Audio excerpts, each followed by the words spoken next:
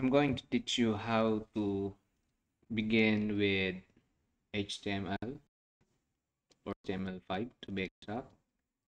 So we're going to discuss that today. So the first thing is we open our code editor. So I have it here. So the first thing is we're going to open a folder that will serve as our project directory or project folder. Just going to open a folder, or if you already have an existing repository on GitHub, you can just go in, clone that into your local computer. But I want to start afresh. I'm going to click open folder, and then I'm going to select a folder. So I'm using a different operating system, your normal OS, but the process is just the same thing. You just go to the folder where you want to save your project. Like when you want to save it on your desktop, you click that, you go to your desktop, you open it, and then you create a uh, in our class we're going to have a one folder.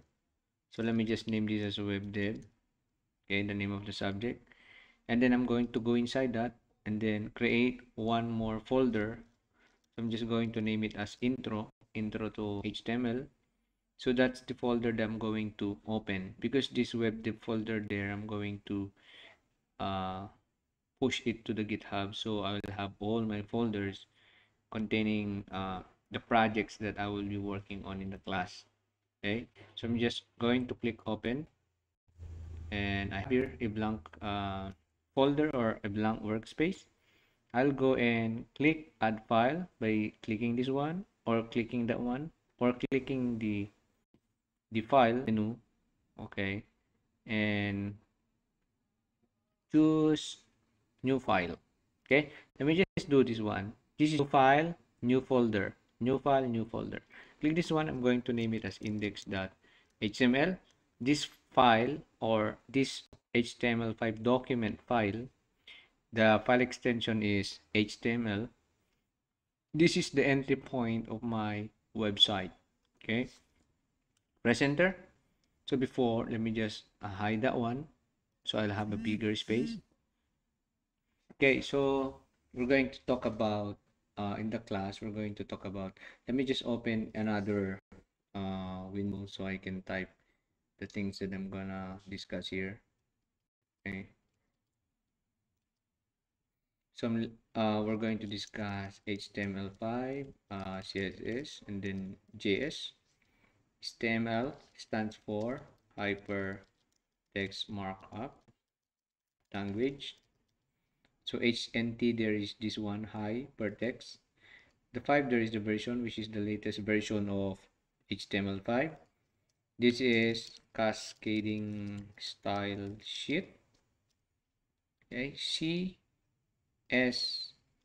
and then JS is JavaScript.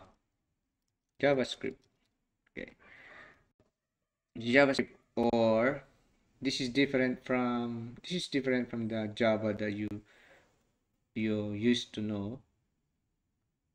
Okay, so it's related, but their coding style are just similar. This is a C-style programming language. So JS basically is a programming language. HTML and CSS are not programming language. HTML is just a language, a markup language, or a formatting system that we can use to display information or content in our website or web app, whereas CSS is a design. Okay, it gives design and look and feel to our contents. So basically, HTML5 is the structure or the skeleton, okay, or the content itself. Then CSS is the design or look and feel, okay, and then it can be the skin whereas JavaScript is the functionality or interactivity. You can interact with your web app or website, or this is the brain. Okay, it's going to it's the JavaScript is the language that we're going to use to um, write our logic, okay, and make a program. And the thing that we're going to see, it's going to render an HTML with a style of CSS. Unlike the Java, uh, initially the output is on a console, okay. So the output basically are just plain text with no design for now. But here you will be able to use colors, buttons. You will be able to click on buttons and other components. Okay, now let me start. So to begin our HTML document, we begin by typing doctype HTML.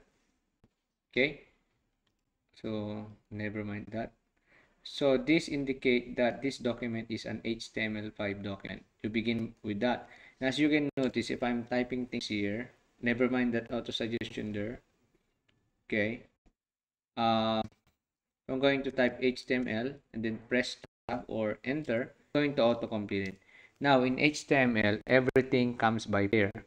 Almost everything comes by pair. Okay. You call this basically tag. This is a tag and this is also a tag. Okay, all together you call it an element, including the opening tag and the closing tag. So this is the opening tag and this is the closing tag. Closing tag is identified by this forward slash before the name of the tag itself. That's always the indicator that that is a closing tag. Okay, so everything comes by pair, and the next pair or the next thing, next element that we have to type in is the HTML, which is the root element.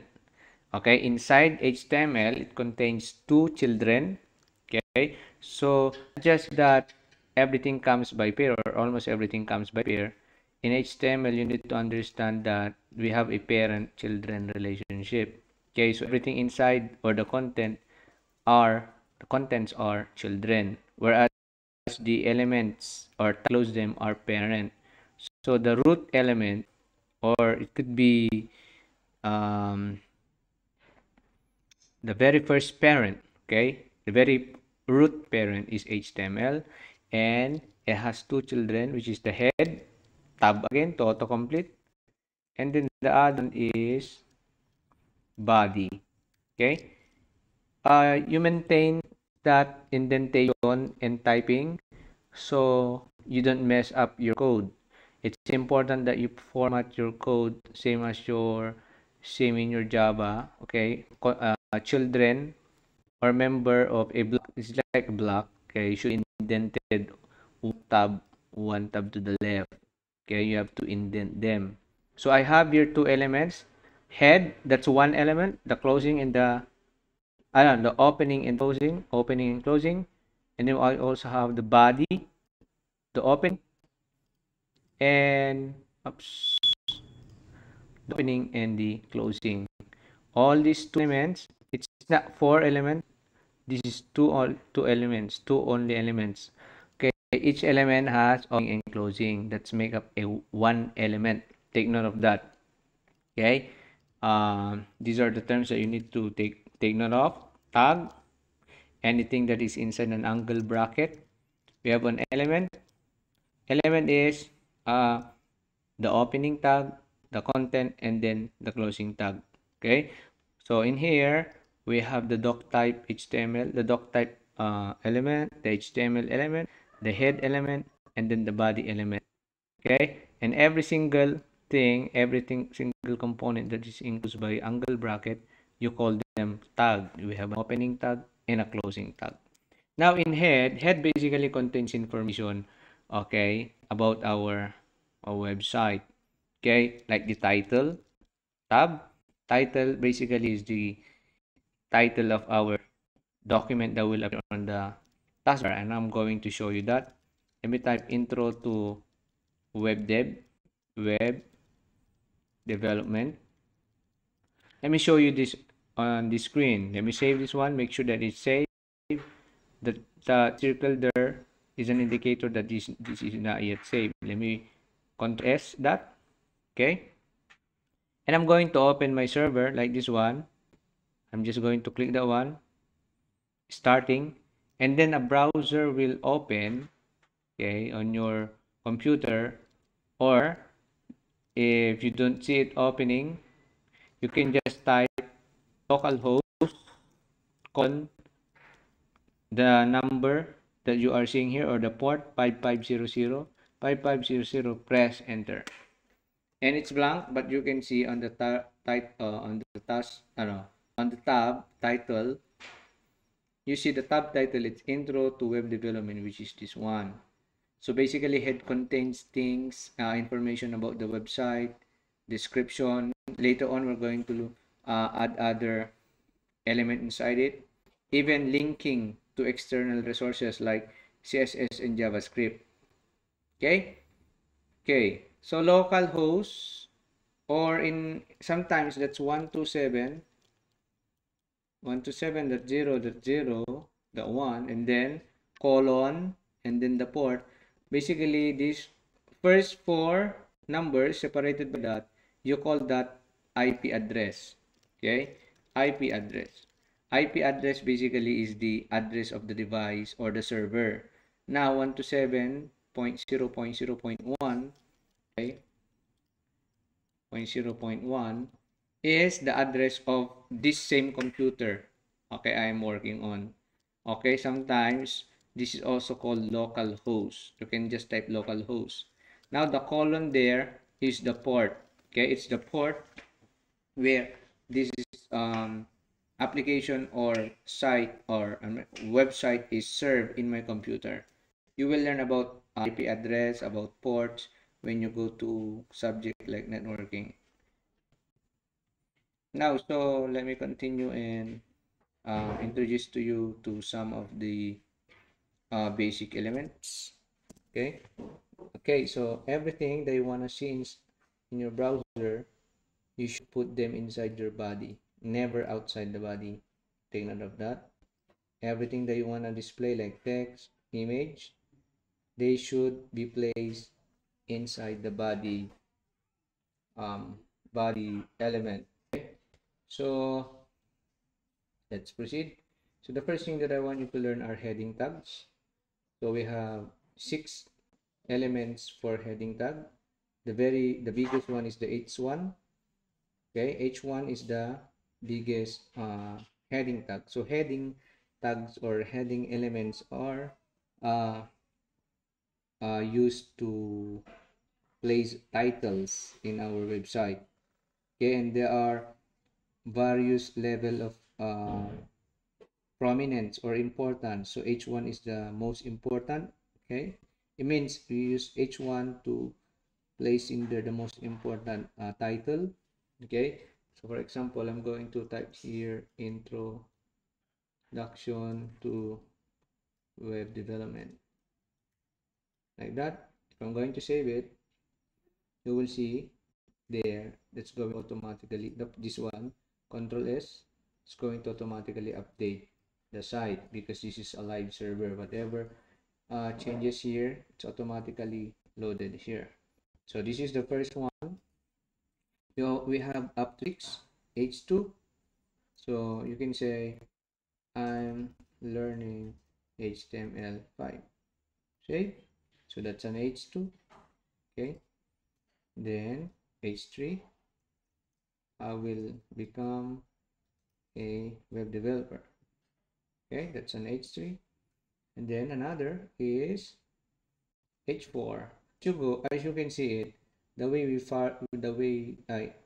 farther we go down to H6, it becomes smaller, but all of them are considered heading tags. Okay, then I will say web dev is fun, something like that. Then we also have H5. Let me just use that suggestion. And lastly, H6. Okay,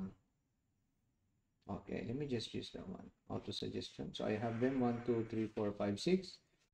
Now let me introduce you comments. You can have it by pressing Control plus /. Okay, this is a heading, or these are. Or let me just use heading tags. Okay, heading tags or heading elements. Take note again, elements comprise of the opening, content, and then the closing. Okay, so these are heading elements, and this is a comment what do you call this, component, or a comment element or comment tag. So what are comments? They are just short documentation, or it's just a description that we are placing in our code to help us explain, or maybe they kind of serve as a reminder of what piece of code those are. So these are heading elements. Now for paragraph, we have also P. Okay, so let's have a very nice, maybe text. Okay, this is a paragraph, or yeah, this is a paragraph like that. I can become very long. So technically, if you have a blog post or a post, all those long text or long series of text are placed in a paragraph tag. Okay, so let me just comment this paragraph element like that, save it, and you will see like this. And you can generate, let me have another one. You can have generate long text by using lorem like that, and then tag. It's going to create you a dummy text. You call it dummy or sample text. Okay, now let me have some space and proceed. In here, in the body, you can repeat any tags, but I want to tell you that you should not repeat HTML, head, title, or even body. There should only one HTML element or head or body in your document. Never repeat them. But this H1, P, and other tags that goes inside the body, you can repeat them depending on the what do you call this? The content that you're going to place on your document. You also have UL for unordered list. Okay, this is an ordered list, and then LI. Halimbawa, item 1, um, item 2, then and so on and so forth, and so on. Okay, save that one. So UL are just used for listing of items. Okay, so take note of that. You have to surround those items with a UL tag. Okay, inside them, you should not put any other elements except LI. In other words, ang pwede lang maging laman ng ULI, LI. Hindi pwede kayo maglagay dyan ng H1. Never do that. Okay, that's not a good practice, even though this will not create an error. Okay, but you can basically verify the correctness of your file. Go to, I have that HTML5 verifier. This one can basically more often can actually upload. Okay, validate by file upload. Okay, let me just upload this one. That one, open, check. Okay, say the character encoding wasn't declared. Let's just ignore that by now. We're going to deal with that later on. The good thing is, okay, even this warning, the one, the good thing is you don't have such error like this. Let me try this one. H1 like that. That's illegal. Now let me try and upload that again, and you will see that that's not acceptable. Check this one. that's an error. Even though you do not see that here, it doesn't have any it doesn't render any error, but when you check it, when you validate it, you will see that. But this one, you never mind that for now. We're going to deal with that later on. But let me remove this one. Do not do that.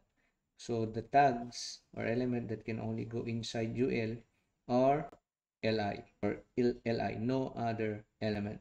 Now we also have OL, which is an ordered list. They have the same markup with UL. Okay, the only thing that can go inside it is that LI. So ordered list will look like this. Say a list of step from 1 to whatever, like that, and then and so on again. I'm going to save that one. Basically, it's a list of things with numbers. Okay, they are itemized. Now this is, you call this ordered list element. Okay, the next thing that I'm going to introduce to you is the image. Okay, that one, let me just accept that one. So img, and then we will have these two things here. These are called attributes. Okay, second thing that I want you to memorize or be familiar with are attributes. Okay, attributes add more detail to the element. Okay, look, this one, the source there is the image URL, or yeah, sometimes it's path, where is the image located, and the alternative or alt is used to what do you call this, to be, it will be rendered or it will be displayed on the browser if the image is not found. And sometimes the alternative is used by screen readers for the benefit of the blind people who cannot see images. Okay, now for the source, I have to go in my directory. I will create a new folder there. Let me just name it as images. It's important to keep things in order, so we just gather all our files like images in a separate folder. So inside that, I'm going to get or grab an internet and place it there. Okay, let me go images.google.com, or you can go to places like unsplash.com. You can get some free images there, or you can have also the pixel like this, pixels.com. I think, yeah, pixels.com. There are some free images that you can use in your application, because, well, I want to tell you right now that we have to be careful on grabbing or getting images online, because we have to apply the, what do you call this, the giving of credits to those who gave the image. But there are some images that are royalty free. In other words, you can use them without giving credits to the source. Okay, otherwise we can be sued for plagiarism. Okay, we need to be careful with that. Now let me just use this one. Download that. You can download one. That's basically free. So in this site you can find some free images without, you know, what do you call this, without crediting the owner. Okay, that's always a good practice to give the credit. Now I'm going to move the image to this. Okay, so the thing that I can do here maybe is I don't have any, okay, I don't have any menu there to insert the image in here, but I can open the folder and copy the image that I download. It's typically located in the downloads folder. So let me just get that. Okay, bird. Okay, let me rename it to bird, and I'm going to drag it to images, and you will see it here already. I have that. You can drag it to you can drag the file directly into the image folder on VS Code, and you will see it directly move to that. Now I'll use that. So to okay, you have to understand here. It's important that you understand about file pathing in web development. So we begin by the location of this index.html is in the root folder of intro, and then we have another directory inside it, which is just a sibling of this file. It can directly look up image because they belong to the same directory. So I can directly refer to that images slash, and then slash is a directory separator. So slash, I am accessing everything that is inside the image folder. So what's inside it is the bird.jpg. So I'm going to place here slash bird.jpg, something like that. And as you can see, it's being suggested. Let me hide that one. I'm going to go here. I will be able to see the very large image. Let me see if I can change the width in here already. There's an attribute that wherein you can set the width. Let me just change it to 200, and it's working. It's going to resize the width, and it's going to maintain the aspect ratio. So whatever the height in proportion to the width will be applied. Okay, look at that. You can do it like that. Okay, one thing you can also um, use source from the internet. Okay, instead of downloading the file, you can actually go to the website and say, maybe this one. Let me try this one. Instead of downloading, let me see if I can get the image URL. If you're going to right click, you can find copy image link or copy image address. You copy that, and then that's what we are going to paste on the source attribute. Okay, of course I forgot this. The alternative will be bird. Do not forget that. So alternative is not the source. Okay, alternative is just a description of the image. It's never the same as the file name. Avoid doing that. So bird. So this is just also a coffee. Save. Going to do that. Now I the coffee picture there. Okay. Last, then I'm going to introduce to you here are link element or anchor element. The tag is a, like that one, and then it's followed by href. This is a required required attribute, and then it has to be closed by this one.